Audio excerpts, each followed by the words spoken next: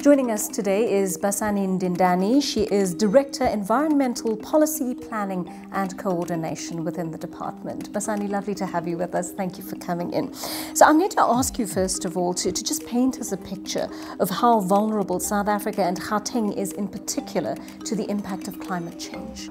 With Gauteng, we've realized in the recent years around with heat and everything that we're experiencing. So over the years, you've seen that we've got a more drier season, and also we've seen that we've got more persistent rainfall and more frequent. When it comes, we end up with floods.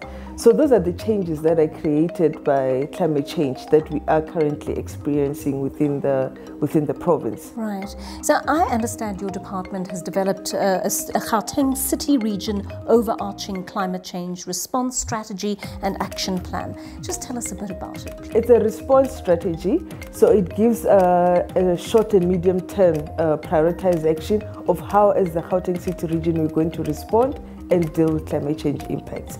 So within the strategy, we've got various prioritized actions. Within adaptation, for example, we've got disaster risk management, natural resource management. We've got water security, issues around water security. We've also got within agriculture, we've got various interventions like your conservation agriculture. Then we've also have prioritized actions around mitigation, where we then we've prioritized your bus rapid transit system, integrated transport system, non-motorized transport system to reduce our carbon emissions, waste to energy initiatives and projects, and also we've got within monitoring and evaluation, so we've got vulnerability mapping to indicate which response strategies we have to develop around vulnerabilities. We've also then, also in our strategy, we've also proposed that there needs to be a provincial climate change committee that is chaired by the Premier. So there's various interventions within our response strategy. It sounds extremely comprehensive and very complex, I might say already. Am I correct in saying some of these programs are already in their implementation phase?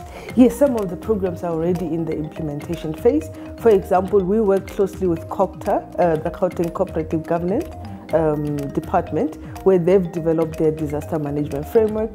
So we work with them in terms of rolling out that to the municipalities to ensure that the disaster risk management plans take into consideration climate change.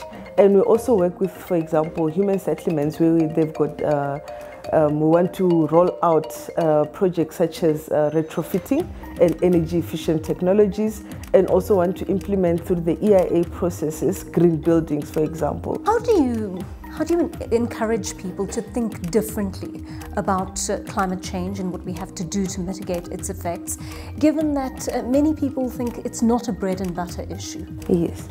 So the reason we've got on an annual basis, we've got an event, the Gauteng Climate Change Indaba.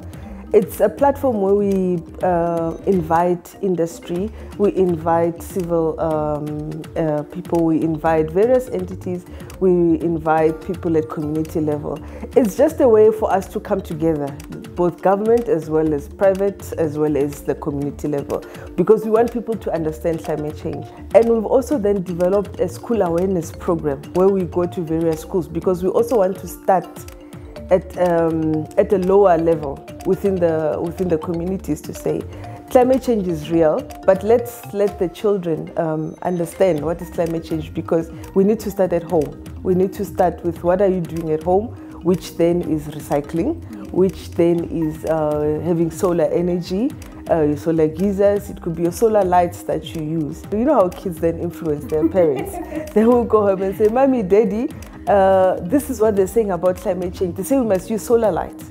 Then it's how you start, because you want to influence the communities. You need to influence the households. I'm interested to hear what the reaction is from adults in the community when their kids come home preaching this new way of living. Is it well received or not? It is well received, but I think one of the barriers that we need to bridge the gap on is financing.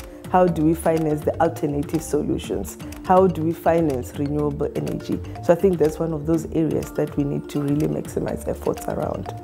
Basani, how enthusiastic do you feel about the trajectory that Gauteng is on in terms of dealing with the climate change challenge overall? So for us as a province, in order to respond as a collective, we need to work together.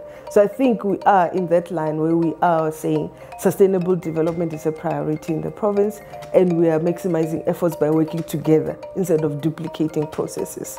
Wish you all the best with your coming efforts, and certainly some important work being done there by the Gauteng Department. Basani Ndindani is the Director of Environmental Policy, Planning and Coordination.